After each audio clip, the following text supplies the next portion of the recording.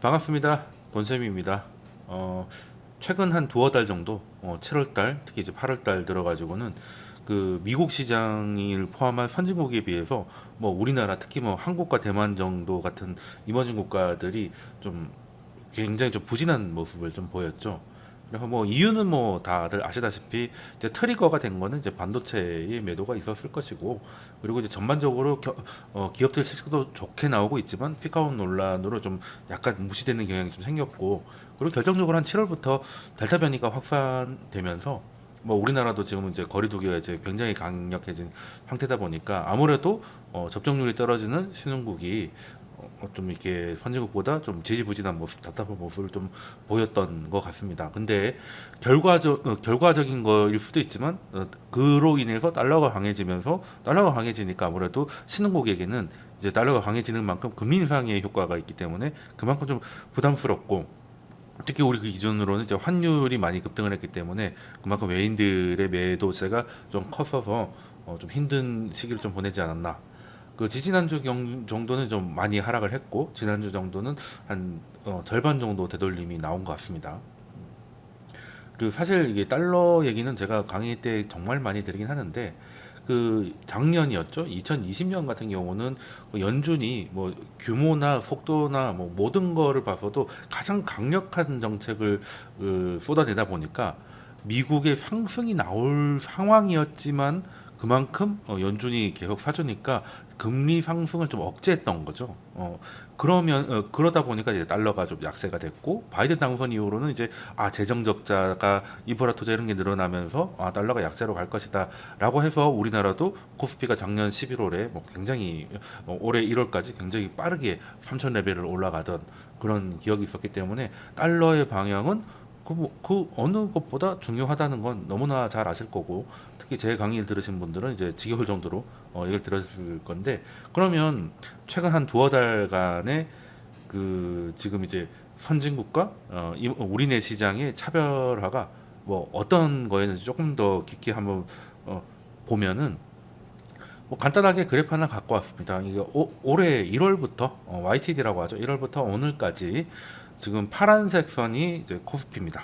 이게 코스피고, 이게 중간에 있는 게 달러 인덱스고, 이게 가장 밑에 있는 거는 환율인데, 이건 이제 분모가 달러기 때문에 이게 내려간다는 건 이제 환율이 내려가는 게 아니라 원화 가치가 떨어지는 거예요. 이거 뭐 환율로 보면 이제 뒤집어 생각해야 되는 거죠. 이만큼 떨어진다는 건데, 여기 보시면 뭐 7월 들어서 달러가 좀 강해지는 모습이 보이면서 코스피는 어느 정도 이제 정점을 찍고 정체를 하다가 최근 들어서 좀 많이 빠졌죠.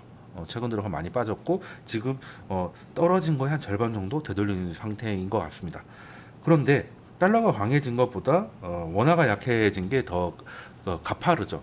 뭐 사실 달러 인덱스라고 하면 선진국 통화들과 비교기 때문에 이제 원화는 선진국 통화는 아니잖아요. 그래서 달러 인덱스가 1% 간다고 해서 뭐 우리가 1% 빠지는 기계적인 대응은 그건 아니지만, 그래도 좀 낙폭이 좀 크지 않았나. 그리고 요때 이제 환율이 크게 이제 밀리면서, 이제 어느 게 먼저 환율이 밀렸다는 거는 이제 결과론적인 얘기긴 하지만, 또 요때 많이 밀리면서 이제 지수도 이제 많이 그 하락을 했고, 이제 환율이 반등을 하면서 지금 오늘은 이제 1160원 아래로 내려오는데 겨우 성공은 했습니다만, 어쨌든 지금 연초 대비 달러 인덱스는 한 3% 조금 안 되게 지금 강세를 보이는데, 원화는 한 6% 정도 약세를 보이는 거 보니까 지금 우리나라의 지금 그 외국인 입장에서는 이제 매도 압력이 좀 컸었겠구나, 뭐 이런 생각을 좀 할 수 있는데, 근데 왜 이런 일이 일어나느냐? 이 앞에서 보면 이 달러 인덱스가 강해질 때도 코스피가 강했던 구간도 분명히 있거든요.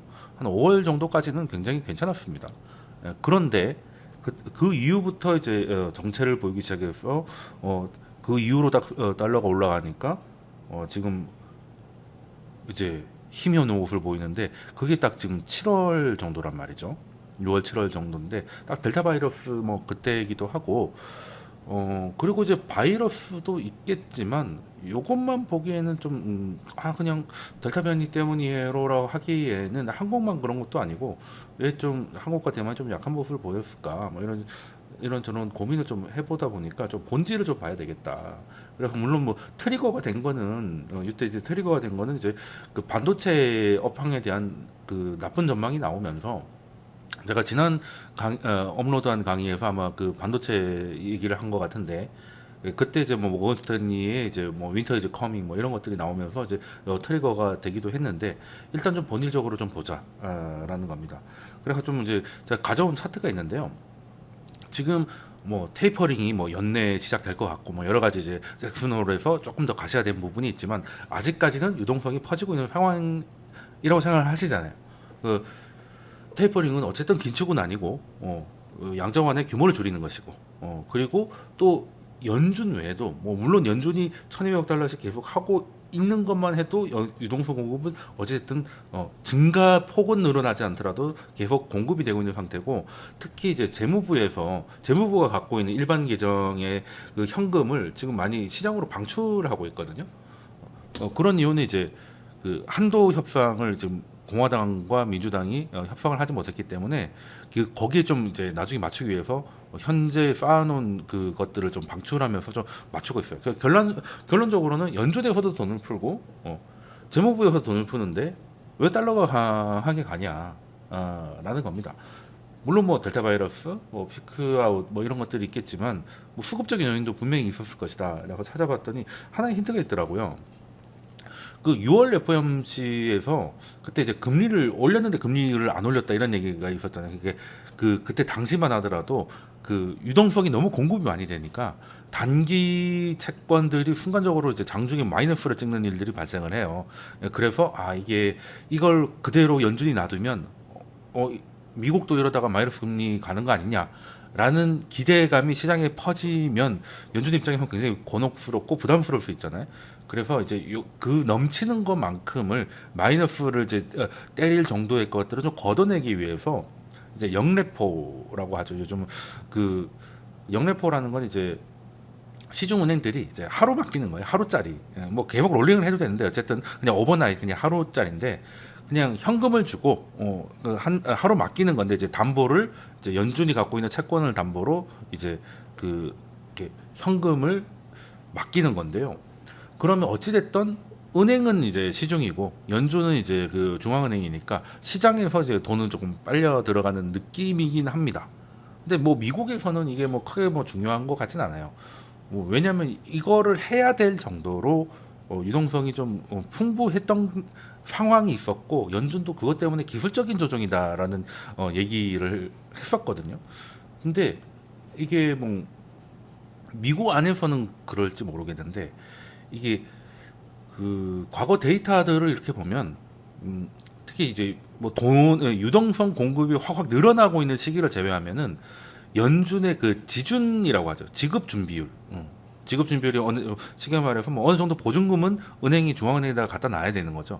그걸 이제 그 이상 넣을 수 있는 게 초과 지준인 거고 그러면 이제 시중 은행들의 유동성 상황에 따라서 그 초과 지준이 좀 늘었다가 좀 줄었다가 늘었다가 줄었다가 하는데 유동성 공급이 폭발적으로 일어나거나 뭐 이렇게 확장되는 시기가 아닐 때는 지준이 줄어들면 좀 달러가 강세로 갑니다. 뭐 당연한 얘기죠. 그 시중에 달러가 넘쳐나면 이제 연준에 그냥 다시 넣을 정도가 됐으니까 그 정도 올라갔으니까 달러는 이게 그렇게 강세가 아니겠구나라고 상식적으로 생각을 할 수가 있고 아무래도 지준이 내려간다는 건 이제 꺼내 써야 되는 상황이 되니까 그 지준이 늘어날 때보다는 달러 수급이 만만치 않겠다. 뭐 이런 생각을 할 수가 있잖아요. 이게 상식적인 거고. 그래서 일단은 뭐 미국 안에서는 이제 그 영레포로 이제 현금 유동성이 연준으로 다시 이제 돌아가고 있던 상황인 거죠. 여기 파란색이 영래포 규모입니다. 영래포 규모인데 뭐 예전에는 거의 뭐 보이지도 않죠. 거의 보이지도 않다가 예전에는 할 필요가 없거든요. 그냥 뭐 해도 굳이 연준에 넣지 않아도 이자가 같았기 때문에 근데 연준이 6월달에 0.05% OBP를 올렸기 때문에 약간 매력이 생긴 거잖아요. 그러다 보니 그 전부터 늘어나고는 있었지만 이제 5월, 6월부터는 이제 크게 늘게 되고 7월부터는 이제 거의 1조 달러 정도가 되는 거죠. 그러니까 이게 뭐가 중요하냐면 뭐 영래포 이런 것까지 알 필요는 없어요. 뭐 투자하는 데서 그렇게 중요한 것 같지는 않은데 결과적으로 그래도 이제 이게 끼치는 영향이 뭐냐면 지금 이제 테이퍼링이 어찌됐든 뭐 얘기가 나오든 간에 아직은 1200억 달러씩 한 달에 뿌리고 있고 재무부에서도 갖고 있는 현금을 방출하고 있는데 거기에 상응하는 돈이 연준에 다시 돌아오고 있다는 거예요. 그러면 미국 밖에서 봤을 때는 뭐 사실상 이게 테이퍼링 아닌 테이퍼링 아닙니까 이게 그렇게 되는 거죠. 그래서 6월 달이 지나면서 환율이 좀 많이 상승하는 거. 이 빨간색이 이제 우리나라 환율입니다. 우리나라 환율인데 이거 좀 제가 시계로 좀 길게 잡았더니 쭉 내려오다가 이제 팬데믹 이후로 이제 쭉 내려오다가 이때는 달러가 약세였잖아요. 그래서 제가 초반에 2020년에는 미국이 공격적으로 뭘 하면서 달러가 강세로 갈 수 있음에도 불구하고 연준의 공격적인 정책 때문에 이제 더 달러가 약해지는 국면에서 우리나라도 굉장히 좋았던 그림이 있었고 그러다가 이제 어느 정도 정체가 된 것도 보니까 이제 뭐 환율도 비슷 정체를 하다가 6월부터 환율이 올라가기 시작하니까 이게 환율이 올라간다는 거는 뭐 그 달걀이 먼저냐 뭐 닭이 먼저냐일 수 있는데 그 외국인 입장에서 환차손을 보게 되니까 한국을 좀 팔아야 되는 상황이 생기고 그리고 같은 악재라도 이제 환차손까지 생각한다면 조금 더 예민하게 반응할 수 있겠죠. 그래서 그 트리거가 이 트리거가 아마 그 이제 삼성전자나 하이닉스를 그렇게 한 주 동안 놀랍게 매도했던 지지난주의 모습이 아니었나 그런 좀 생각을 좀 해봅니다. 그러면 다행스럽게 오늘은 게다가 아시는 분은 아시겠지만 MSCI 그 리밸런싱이 이제 적용되던 날이었는데 우리가 이제 선진 시장으로 가지 않고 이머징 시장에 계속 있다 보니까 이머징 시장에 들어온 애들이 뭐 사우디도 들어오고 어디도 들어오고 하다 보니까 이제 방이 좁아지잖아요. 그래서 리밸런싱을 하면 우리가 느는 경우는 거의 없고 다 줄어요. 그래서 오늘은 이제 외국인 매도가 그것 때문이라도 나오지 않을까 다들 예상을 했는데 다행스럽게 3월 11일 이후로 가장 큰 순매수가 나와서 물론 이거 하루 보고 드디어 이제 외국인이 팔 거 다 팔고 이제 다시 외국인이 돌아왔다 말하기에는 너무 이제 김칫국일 수 있는데 일단 그 한국 매도는 사실 일단 구분응성을 넣지 않았을까. 그리고 이제 이런 매도를 예상할 만한 이런 스케줄이 있음에도 불구하고 이제 들어왔으면은 어느 정도는 그래서 약간 더 이상 뭐 이렇다고 바로 반등하면 좋겠지만 그건 아니라 하더라도 여기 시장이 그냥 이런 식으로 쭉쭉 빠지진 않겠구나 이런 생각을 좀 할 수가 있게 됐어요. 약간 한숨을 좀 돌릴 수 있게 됐죠. 그리고 이제 오늘 뭐 종가에도 삼성전자의 매수가 좀 많이 늘었고 뭐 이런 것들은 굉장히 좀 오랜만에 대형주들이 좀 좋은 모습을 좀 보였던 게 좀 긍정적인 거 아닌가 이런 생각을 좀 할 수 있는데요. 자 그러면 지금까지는 뭐 테이퍼링 이런 우려감도 있었고 그리고 이런 그 수급적인 요인 뭐 영래포라는 이게 수급적인 요인 때문에 달러가 좀 강해지고 거기에 뭐 델타 변이나 이런 것들이 뒷받침을 해주면서 그 이머징 시장을 좀 짓눌렀다면 앞으로는 어떻게 될까? 앞으로는 일단 테이퍼링은 사실 뭐 얘기 나온 지 한 6개월 정도 됐잖아요. 6개월 정도 됐고 이제는 이쯤 되면은 테이퍼링을 아예 안 한 게 아닌 이상은 빨리 하고 치우는 게 나을 수 있죠. 그래서 이번 잭슨홀에서 그 어떻게 보면 그 파월이 올해 안에 할 수 있다는 이런 얘기를 했음에도 시장이 좀 좋았던 이유 중에 하나는 일단 가장 중요한 건 이제 금리 인상은 이게 테이퍼링 이후에 바로 금리 인상이 이어질 것 같지 않게끔 이제 기대감을 좀 눌러주는 게 가장 나이스했던 거고 그리고 테이퍼링 입장에서는 이제 드디어 이제 빨리 지금 만약에 너무 연기가 돼버려도 지금 뭐 델타 변이 때문에 너무 지금 테이퍼링 할 상황이 아니에요라고 하면 당장은 좋을지 몰라도 그만큼 그 경제 회복에 대한 그 의심이 들 거기 때문에 결과적으로 좋지 않거든요. 결국 해야 될 거면 하자. 근데 가장 두려운 건 테이퍼링 그 자체가 아니라 그 다음에 이어질 금리 인상인데 그거는 그때 봐가면서 테이퍼링보다 훨씬 높은 잣대를 들이대서 천천히 하겠다 뭐 이런 식으로 됐으니까 이제 시장은 일단 좋았던 거고 그 바로 다음 날 우리나라 시장은 뭔가 조금 석연치 않았지만 다행히 오늘 좀 반응을 좀 해준 것 같다라는 겁니다. 그러면 이제는 뭐겠느냐 테이퍼링은 이제 그 어느 때보다 가시화가 된 것 같아요. 뭐 그 파월이 뭐 언제 시작하겠다라고 날짜를 지정하지 않았지만 뭐 그래도 당장 9월부터 할 것 같다는 것보다는 아마 11월 정도 해서 뭐 시장에 게다가 9월 정도 얘기하고 잭슨홀에서 언급 9월 발표 뭐 11월 시작 12월 시작 뭐 이 정도는 시장이 어느 정도 예비를 하고 있었기 때문에 그거보다 더 당겨지는 게 아니라면 뭐 크게 물론 뭐 오늘 IMF에서 수석 이코노미스트는 2013년 얘기를 하면서 테이퍼링이 지금 괜찮을 것 같지 막상 해보면 뭐 굉장히 힘들 거다라는 얘기도 하시던데 물론 그런 얘기도 충분히 주의 깊게 들어야 될 것이고 그런데 일단은 뭐 아직은 뭐 좀 봐야 되겠습니다. 뭐 전혀 아무렇지도 않다고 보기는 어렵습니다만 이제 그건 좀 봐야 되지 않을까 생각을 하고 앞으로 그런 뉴스는 좀 많이 나올 것 같아요. 자 그러면 테이퍼링은 이제 어느 정도 얘기가 나오고 그 외에도 이제 많은 분들이 이제 영상을 올려주셨으니까 그 다음에 이제 뭐가 이슈겠느냐를 고민해 보면 부채 한도라고 저는 생각을 해요. 왜냐하면 테이퍼링은 이제 하도 얘기가 많고 이제 스케줄도 어느 정도 하고 이제 이런 것들이 나왔는데 이 부채 한도 협상 같은 경우는 뭐 크게 얘기가 아직 없는데. 이게 뭐가 중요하냐면 지금 재무부가 갖고 있는 현금을 방출하고 있잖아요. 그래서 이게 한도를 뭐 합의를 해서 상향을 하던 아니면 유예를 하던 뭐 어떻게 결정이 나면 합의가 결론적으로 되면 합의가 돼야 되겠죠. 합의가 되면 다시금 이제 뭔가를 하기 위해서 그 이제 한도가 이제 높아졌으니까 방출했던 현금을 다시 끌어들일 수 있잖아요. 이렇게 되면 이게 연준은 이제 테이퍼링을 자기 스케줄대로 하겠지만 재무부가 옆에서 또 다른 긴축의 느낌을 내게 할 수 있다는 이게 딱 2018년에 기억이 있어서 저는 이걸 좀 주목하고 있거든요. 2018년에는 이제 굉장히 힘든 해였습니다.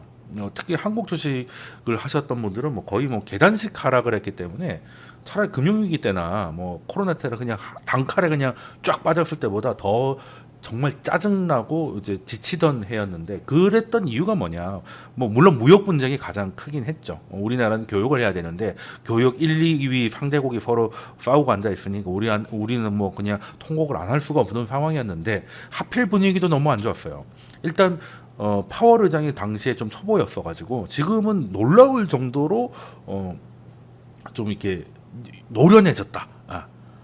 그러니까 시장을 이제 뭐 솔직히 뭐 들었다 놨다 하는 수준까지 온 것 같은데 그때만 해도 좀 이렇게 굉장히 어버버돼서 그냥 전임자가 이렇게 하라고 간 걸 그냥 고지고대로 했던 게 2018년에 4번 금리 올렸던 거죠. 그러니까 마지막에 올렸던 건 명백한 실수였고 그리고 2019년에 그래서 3번을 다시 낮추면서 와신 상담을 많이 하고 정말 그때 실력을 많이 키운 것 같아요. 근데 아무튼 2018년에는 금리도 4번이나 올렸죠. 그러니까 그 연준이 점도표에서 이렇게 올리겠다라고 해서 실제로 그렇게 올린 유일한 해가 2018년입니다. 그리고 4번 올렸죠. 그리고 그것만 있습니까? 그 양적 긴축이라고 해가지고 지금 양적 완화에 반대죠. 오히려 그 금리는 금리대로 올리고 그리고 양적 긴축으로 양적 완화에 반대 걸로 다시 시장에서 자금을 빨아들이고 있는 상태에서 재무부가 또 그 뭔가를 재무부가 그때도 트럼프 대통령 때도 이 합의가 있었기 때문에 그때도 재무부가 시중에서 현금을 빨아들이고 있었어요. 그러면 긴축이 세게 테이퍼링 수준이 아니라 테이퍼링은 애교죠. 악셀에서 발 떼는 거고 진짜 브레이크를 밟는 게 뭐 엔진 브레이크 걸고 뭐 그냥 다 하는 게 이제 2018년이었고 우리나라는 그 세 개에다가 하나 더 붙였죠. 이제 전 세계 교역량의 하락, 미중 무역 분쟁, 그 쿼드러플로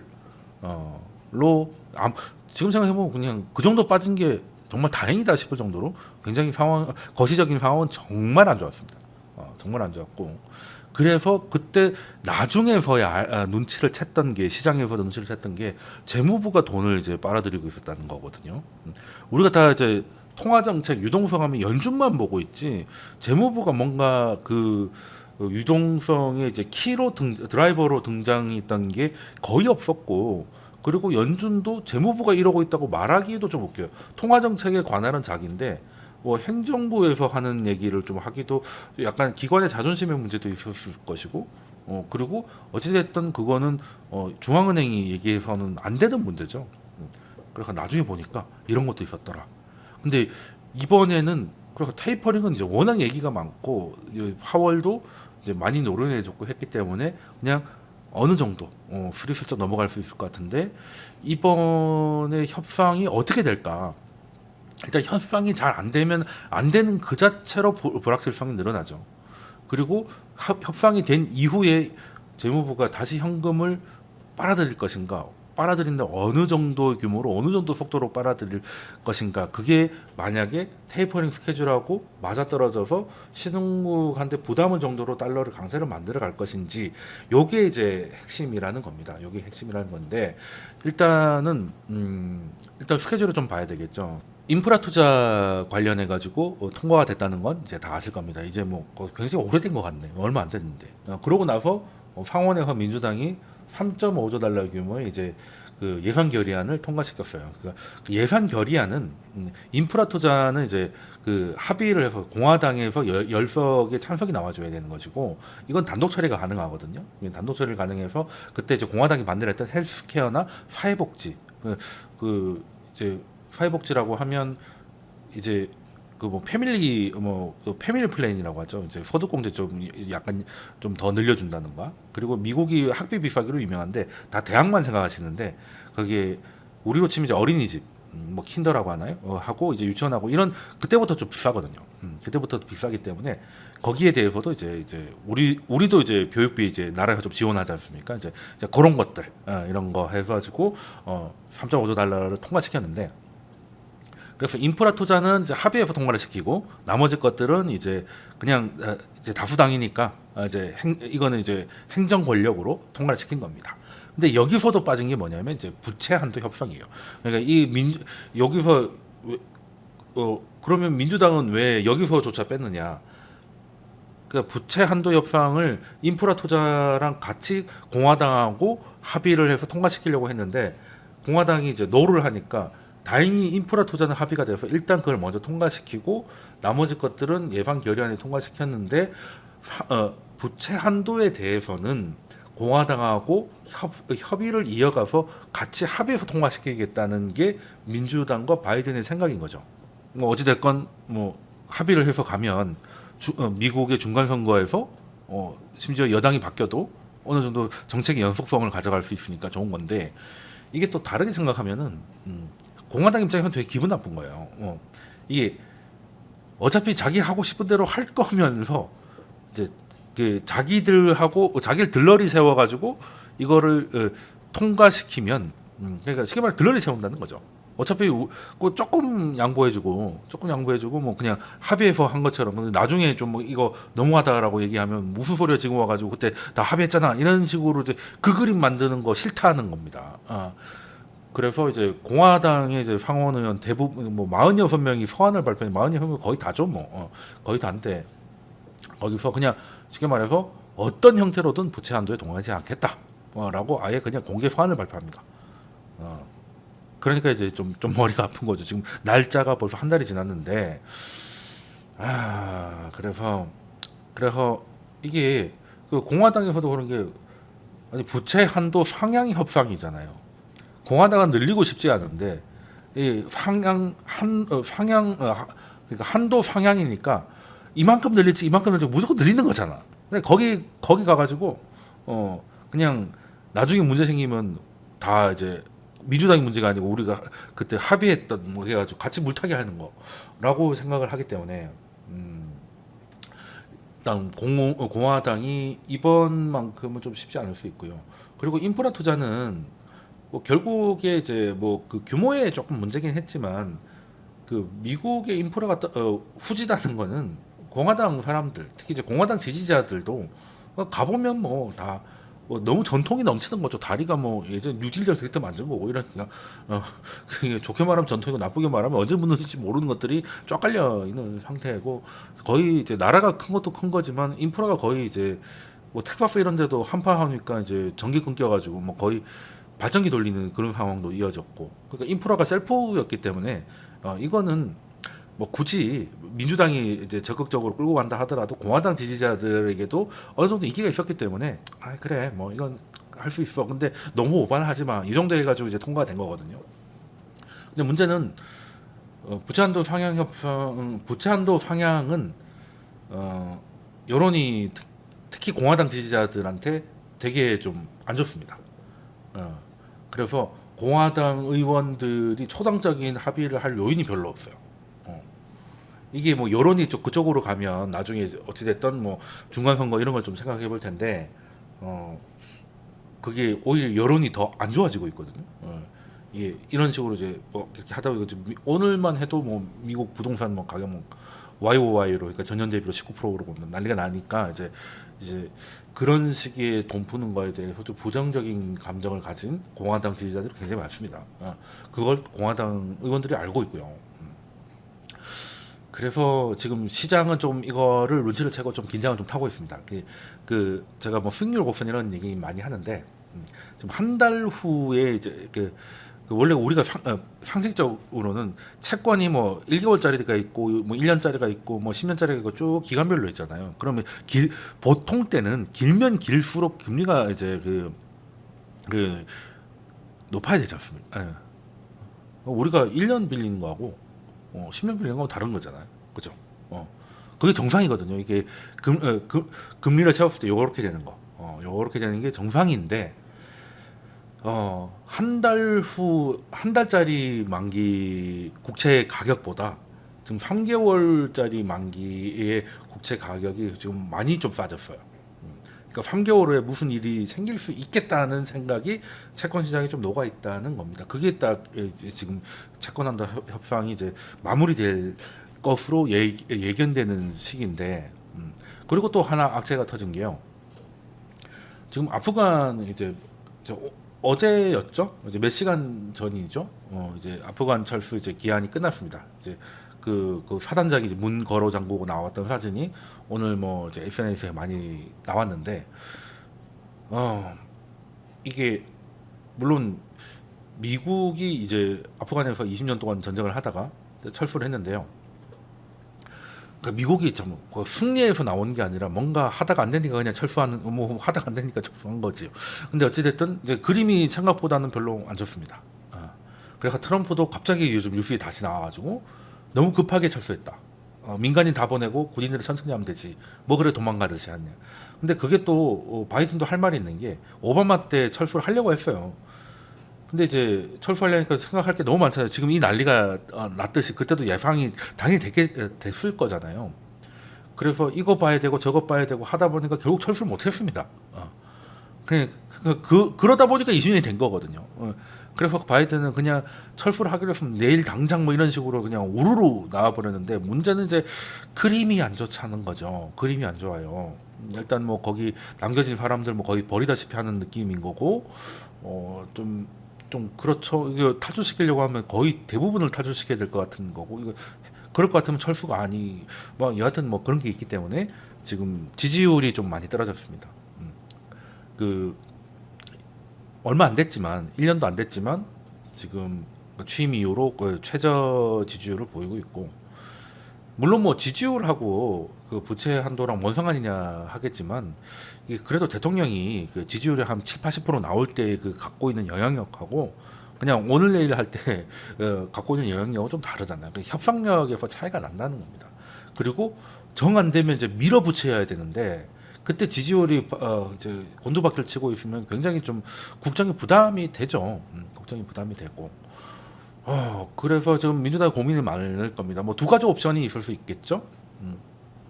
일단 어떻게든 이제 합의를 좀 해보려고 하다가 안 되겠으면 그 예산 결의안 통과시켰던 것처럼 이제 단독 처리를 하든가. 아니면 어떻게든 어르고 달래던가 아니면 좀 그러려면 좀 많이 양보를 해야 되겠죠. 많이 연구를 해야 될 건데 어디까지 할 수 있을까? 라는 생각을 좀 할 수 있고, 그래서 한도 상향이 너무 안 돼 버리면, 지금 제가 지지난번 강의 때 그 오바마가 ARRA 그 재정 정책을 쓴 게 2010년 뭐 그때부터 해서 좀 돌아왔다가, 그리고 2010년에는 굉장히 좀 좋았다가 2011년부터는 이제 재정 위기 뭐 이런 얘기가 나오면서 이제 그 예산 제한법을 이제 통과를 이제 시켰잖아요. 그때 공화당의 요구 사항이었고, 그것 때문에 사실은 그 재정 정책의 효과가 굉장히 반감을 됩니다.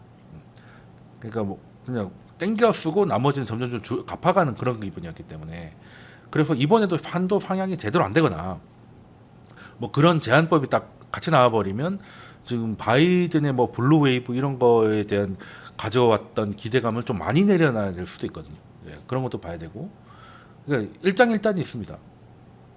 한도가 시원하게 상향이 되면 아무래도 그 재무부가 이제 현금을 좀 이렇게 흡수하는 게 조금 규모가 있어서 순간적인 수급 교란이 일어날 수도 있겠다는 거고, 합의가 잘 안 되거나 합의를 했는데 한도가 너무 어이없게 낮게만 올라간다거나 하면 미국의 성장에 대한 의심, 그리고 이제 디플레이션을 탈출할 수 있을까는 의심이 더 커질 수 있고, 그러면 이제 미국이 그러면 이제 전 세계가 부담스러운 거죠. 그래서 가장 좋은 거는 다소 수급상의 문제가 있다 하더라도 통과가 되는 게 가장 좋은 거. 결국 통과는 됩니다.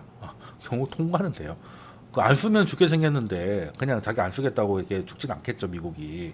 근데 하지만 그 과정에 좀 진통이 있을 것이고, 그 사이사이에 이제 시장이 좀 출렁일 수 있고, 요즘엔 특히 뭐 우리나라 같은 경우는 이제 뭐 거래량도 많이 줄고 해가지고 약간 뭐 위쪽이든 아래쪽이든 밀면 약간 훅훅 밀리는 게 있어서 변동성이 좀 커질 수 있겠다.